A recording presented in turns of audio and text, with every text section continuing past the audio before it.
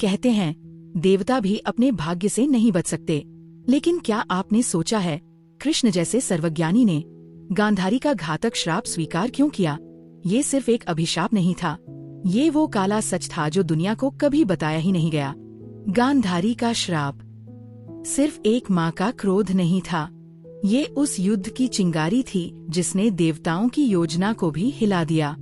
धर्मराज युधिष्ठिर भी कांप उठे, क्योंकि वो जान गए थे जो गांधारी बोलने वाली है वो इतिहास की दिशा बदल देगा। जब गांधारी ने कृष्ण को अपनी खाली आंखों पर बंधी पट्टी के पार महसूस किया तो उसने सिर्फ एक वाक्य कहा, कृष्ण तुम चाहते तो ये युद्ध रोक सकते थे। कृष्ण ने उत्तर दिया, माता मैं भविष्य देख सकता हूँ, लेकिन उसे बदल नहीं सकता। यहीं पर शुरू हुआ अंधकार। गांधारी ने अपने तप, अपने दुख और अपने मातृत्व की पूरी ऊर्जा एक जगह समेटी और बोली, जैसे मेरे पुत्र नष्ट हुए वैसे ही तुम्हारा वंश भी नष्ट होगा।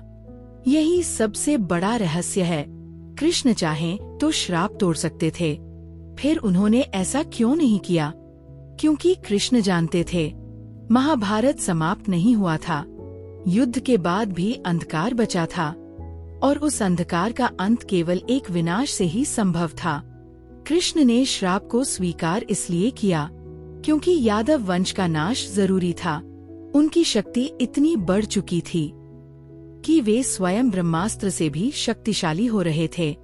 देवताओं को डर था, अगर यादव वंश अमर रहा तो भविष्य में धरती पर एक ऐसा तूफान पैदा होगा जिसे रोक पाना असंभव होगा। इसलिए कृष्ण ने श्राप स्वीकार नहीं किया, बल्कि स्वयं बुलाया। हाँ, वो श्राप उनका चुनाव था, क्योंकि कृष्ण जानते थे संहार के बिना सृष्टि नई नहीं बनती। विनाश उनका कर्तव्य था। और सबसे अंधकारमय सच, गांधारी का श्राप सिर्फ उसके शब्दों का परिणाम नहीं था, कृष्ण उस श्राप को लेकर जन्मे थे। श्राप नहीं, भाग्य था जिसे खुद कृष्ण ने चुना।